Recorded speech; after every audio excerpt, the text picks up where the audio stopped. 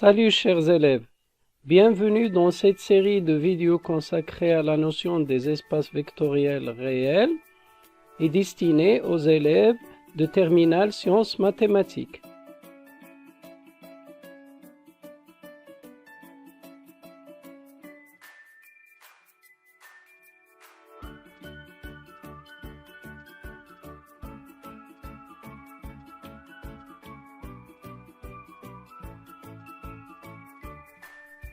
Le but de cet exercice, le but principal, c'est de montrer que l'ensemble E, muni de l'addition usuelle des matrices et de la multiplication des matrices carrées d'ordre 2 par un scalaire réel, est un espace vectoriel réel.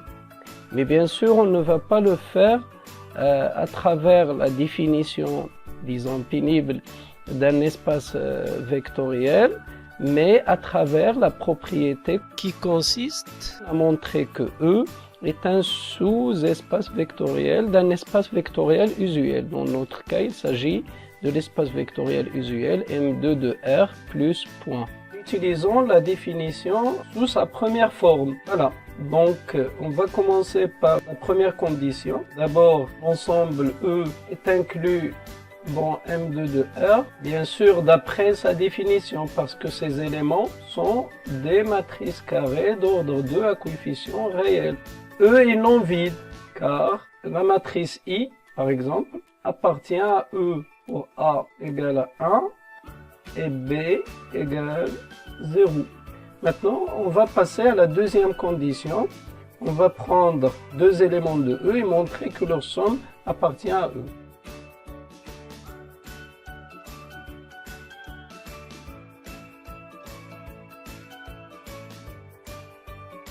Voilà, M est un élément de E, donc signifie par définition de E qu'il existe AB dans R carré, donc un couple AB dans R carré, tel que M égale AA, B, A0, BA.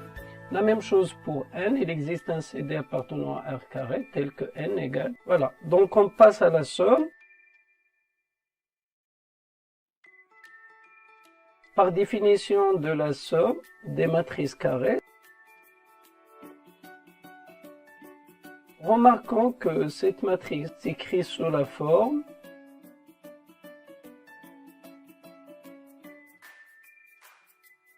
c'est la forme des matrices carrées de E, d'où M plus N appartient à E. Ainsi, E est une partie stable de M2 de R pour la loi interne plus. Les deux premières conditions sont démontrées. On va passer à la troisième condition. Donc voilà, soit alpha appartenant à R et un élément M de E, montrant que alpha.M appartient à E.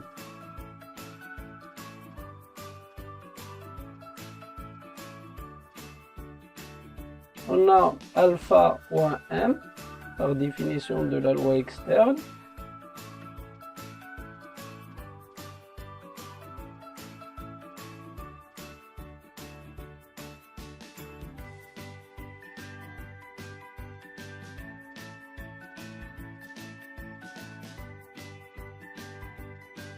L'élément alpha m s'écrit sous le format des éléments de E par suite. Alpha.m appartient à E. Donc E est une partie stable par rapport à la loi externe.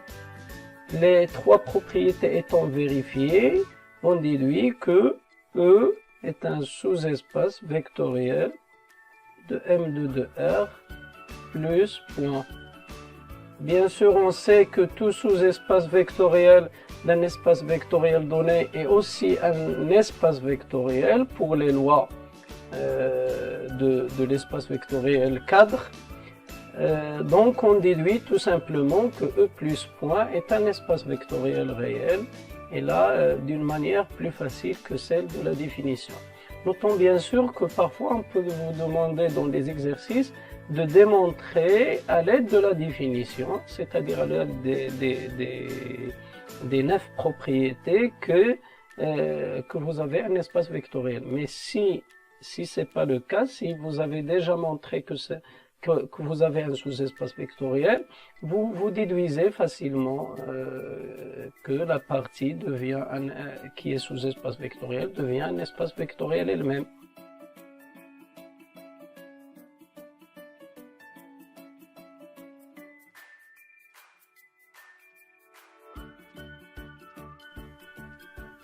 Bon, maintenant, essayons de redémontrer la même question.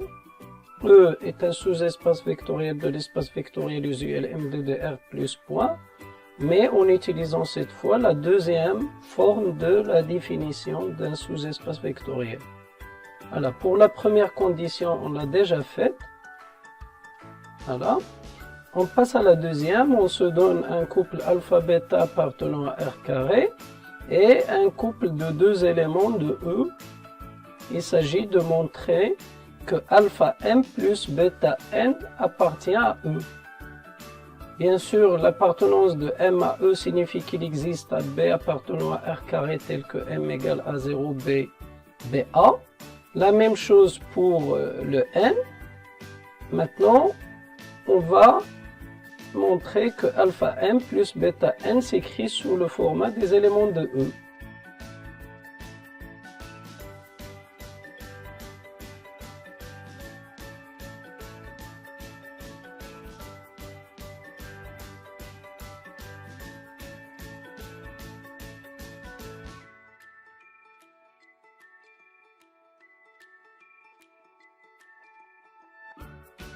Bien sûr, ceci, ça s'écrit sous la forme x0, yx, avec le x c'est alpha a plus bêta c, et le y c'est alpha b plus bêta d. Bien sûr, ils appartiennent à R, vu que les constituants appartiennent tous à R. D'où alpha m plus bêta n appartient à E, ce qui fait de E un sous-espace vectoriel.